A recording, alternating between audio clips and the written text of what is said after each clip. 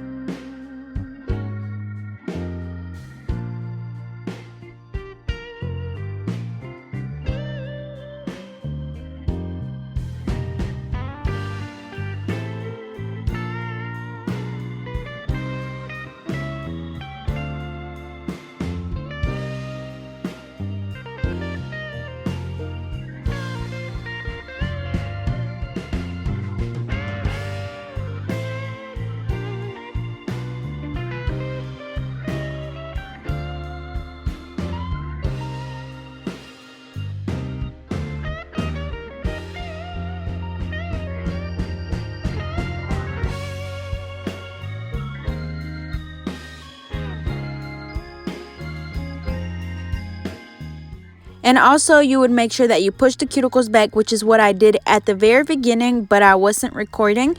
But make sure you push those cuticles back. It's really important that you do that. And after that, as always, we're going to go in with a 180 sanding band to remove the shine from the natural nail, making sure that we get the sides really good, because that's where a lot of our lifting comes from. So remember, whenever we're removing the shine, we're literally just filing to remove all of the shine. We're not filing to make the nail thin. We're not filing to do anything else except for remove the shine. Our body produces a lot of oils, and if you leave those on the nail, they're just going to lift up once you apply the acrylic. So make sure that you turn your client's finger over to the side to check for any little shiny spots. And if you have some, just go back and file some more. After this, we're going to go ahead and dust the nails off. And of course, I'm going to go in with a primer. For my primer, I use the OPI Bondex. As you guys know, this is what I use because I have a lot of it. But I would recommend just using the same primer as your acrylic, or the same brand. After this, we're going to go in with our acrylic. Alrighty, so as always, I'm using my Mia Secret acrylic system, and that is the acrylic in the color pink. And my brush is by Alpha Brush in the number 9. And as always, I do have a promo code for Alpha Brush, so I'll be sure to leave that down in the description. And the glitter that I'm using is by Coco Glitter Belle, so I'll be sure to leave her link in the description. She does have an online store, but she also sells on Amazon, which is where I got my glitter from, so I'll be sure to leave the link again. So as you can see, whenever I was picking up the glitter, first I did a bead of acrylic. So I dipped my brush into the liquid, then into the powder, and then into the glitter. Place the glitter right on the tip. And once I have it laid down, I come back and encapsulate that with the Mia Secret Pink. Alrighty, and as always, you can use clear acrylic to encapsulate the nails, but I like to just go ahead and use the pink because it's really translucent. But again, make sure that you add acrylic where you need it. I know the other day somebody commented, or actually yesterday somebody commented on one of my videos saying that I added too much acrylic, or that I kept adding. And that's why I say that you don't have to stick to a certain method. If you need to add more, then that's fine. Just look at your nail from different angles. If it's a little bit too thin, just go back and add some more. Again, you don't have to stick to a certain method. So It's just going to depend, you know, on one nail you might have to add a little bit more, on another nail you might not need as much. So make sure that you look at your nail from different angles. But for this set, we're doing the ombre glitter on 2 nails on each hand, so I'm doing that first. And you know, usually I leave the glitter for last, but this time I honestly don't know what I was thinking. But since it's like chunkier glitter, it's not gonna be as bad. But if you are doing like glitter nails, make sure that you do those at the very end, especially if it's like really fine glitter, because if not, that glitter will get on the rest of your nails. But as you can see, I applied the glitter on the tip, and now I'm going back to encapsulate that acrylic. And then as always, whenever you're applying the one closer to the cuticle area, don't place it right on the cuticle. Place it right below it, and then just go back and kind of like push it up really close to the cuticle. And then as always, go back and clean around that cuticle to make sure that the acrylic is not on the skin, because if not, you will get lifting. And then I cannot stress this enough. It's really, really, really important to come back and look at your nail from the side to make sure that you have enough acrylic. As you can see, every time that I'm lifting the finger like that, I'm looking at it from the side. This nail still didn't have a really good apex, which, as you guys know, in my last video, I kind of explained where the apex is supposed to go. And basically, it's like right in the middle of the nail, and that's where your nail gets its strength from. But anyways, we're going to go ahead and fill in the rest of the nails. And these are going to be just regular fill-ins, no glitter. As you can see, I placed the bead closer to the cuticle area, brushed it down towards the tip, and then went in and applied another one. And as you can notice, I don't like to work with a lot of acrylic. I like to have control of my product because I don't want it to just run all over the place. There's people that like to just do a one-bar method, and that's fine. But again, whatever works for you is fine. If you like to work with bigger beads, that's fine. But this is just honestly what works for me. So again, we place our bead closer to the cuticle area, pat it down, and then brushing it down towards the tip. Also, it's really important that when you're doing this, you're brushing the acrylic really gently. You don't want to brush it super, super hard, because if not, you're going to be brushing all of that acrylic off the nails, and you're going to be wasting that product.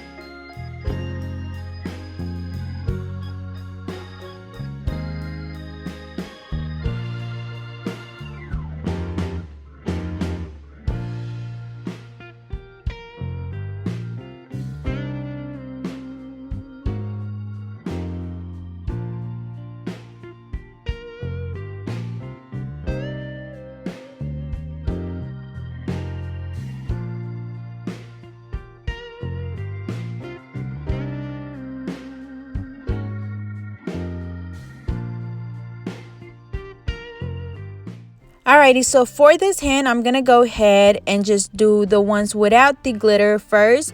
So I place my bead, again, patting it down and brushing it down towards the tip really gently. And then going back and adding more, and then also cleaning around the cuticle area. So remember, look at your nail from different angles, because you know sometimes your tip might be too thin, or you might not have a strong enough apex, so you have to go back and add more. I know I've seen people that's been getting breakage on their nails, like either the tip breaks off or something, and most likely you don't have a strong enough apex, which means that the nails will break off really easily, especially like if you hit your nail on something. If you don't have that strength on your nail, it's going to break off. So make sure that you go back and look at the nail and see if you need to add more.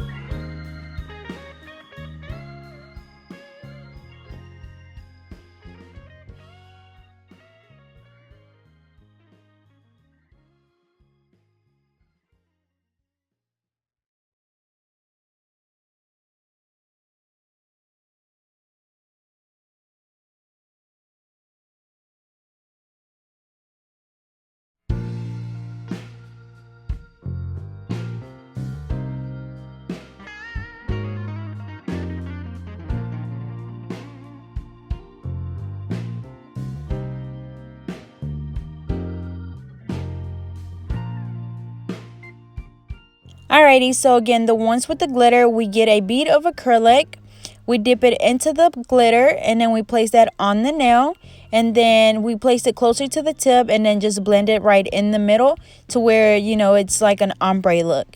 And then after that, you go back and just encapsulate that with acrylic. And of course, if you need to add a little bit more glitter, that's fine as well. Just add it wherever you want. And then also, if you wanted to do a full nail of glitter, then of course you would just apply the glitter all over the nail. But then remember, you have to come back and encapsulate this, making sure that you have a good enough apex, that way your nail does not break off really easily.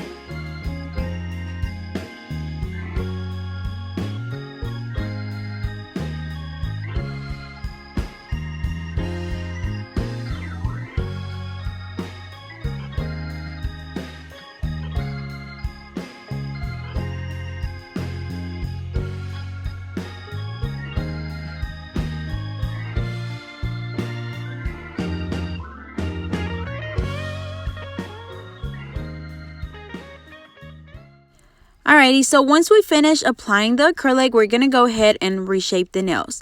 As you guys know, with tear and wear, it takes away from the shape. So as you can see, she still has that coffin shape, but it's a little bit more rounded.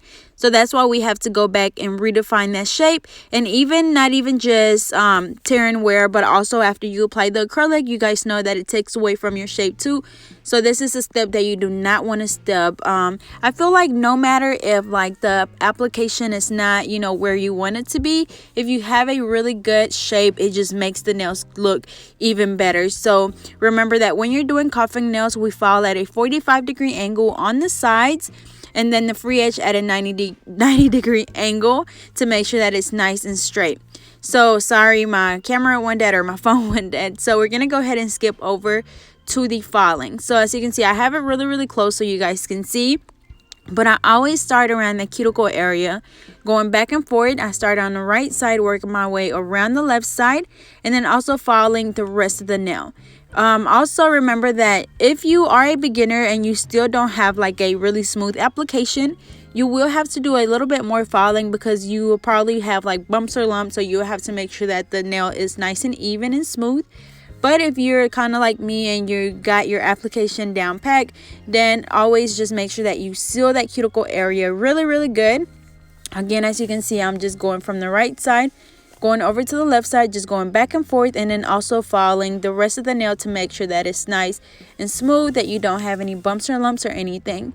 And then also remember that the way to know if you filed enough is if you're able to see where the cuticle is, where the natural nail is, and where the acrylic is. That way you know that the acrylic is not on the skin and you won't get any lifting.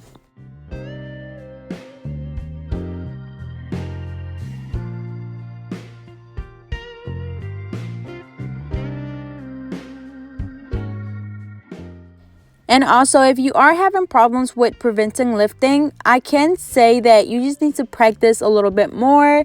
I feel like we all kind of went through that stage where it's really like almost impossible to prevent the lifting, but it's just a matter of like practicing and doing it over and over again and finding what works for you, whether it's, you know, a safety drill bit, a regular fine drill bit, maybe a medium one, maybe, you know, a different type of drill bit like a smaller cuticle one. You know, you're gonna have to just kind of experiment and see what works for you, but definitely do not give up. I know I was very close to giving up at a point because it was just like, you know, I'm doing everything correctly, I'm prepping the nail right, I'm applying, you know, the acrylic correctly. I thought I was filing really good, but apparently I wasn't. But do not give up. Just keep practicing, find what works for you, and then, you know, in no time you'll be able to do a full set with no lifting. But again, that is something that we all go through, so don't feel discouraged. Just, you know, keep on moving and you will have nothing to worry about eventually. But again, you do have to make sure that you seal that cuticle area really good, because any moisture that gets trapped underneath the nail will cause lifting. But anyways, after that, we're going to go ahead and buff the nails. As always, buffing the nail just gets rid of any of the scratches left on your nail from the e-file or the hand file. So we're just going to leave the nail really smooth. And this is something that you also do not want to skip, because any little scratch that's left on the nail will show through your polish.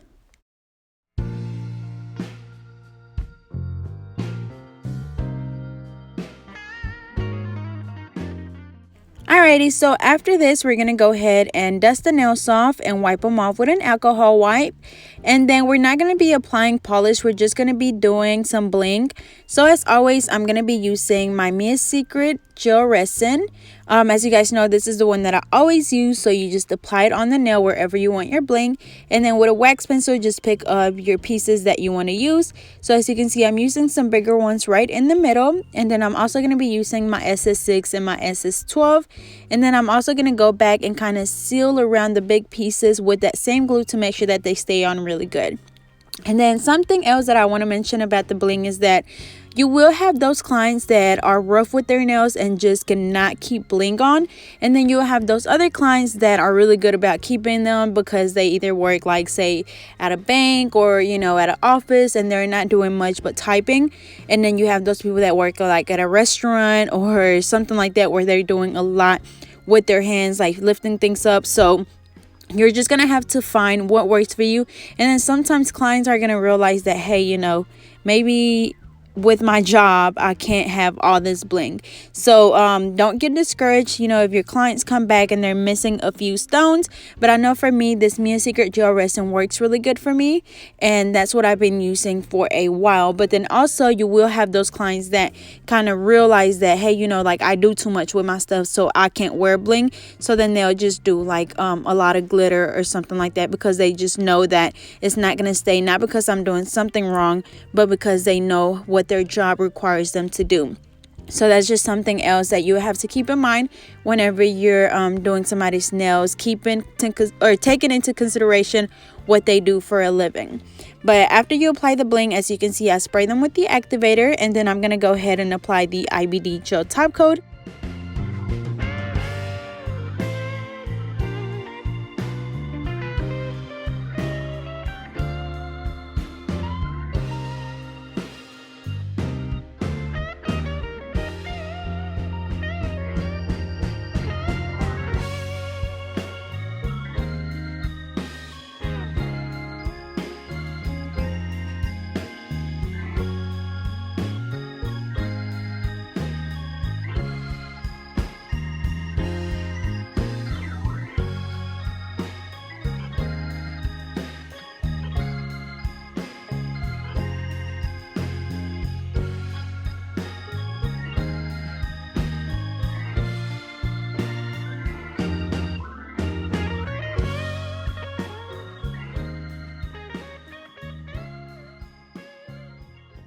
So same thing for this hand. We're going to apply the glue.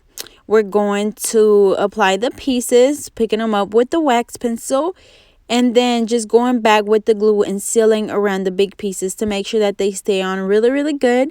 And once we have them on all of the nails, we're going to come back and spray them with the Mia Secret Gel Resin Activator. And then we're going to apply the IBD gel top coat. And for this nail, as you can see, I'm doing like the ombre effect with the bling. So I just apply some around the cuticle area, kind of closer to like half of the nail. And then as they get closer to the tip, they're going to kind of just scattered around.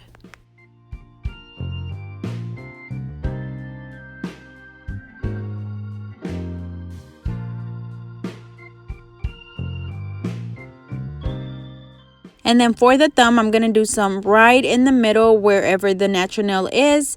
That way it's not really noticeable. So as you can see, I'm just going right along that smile line and applying the bling. Again, after this, we're just going to spray them with the activator.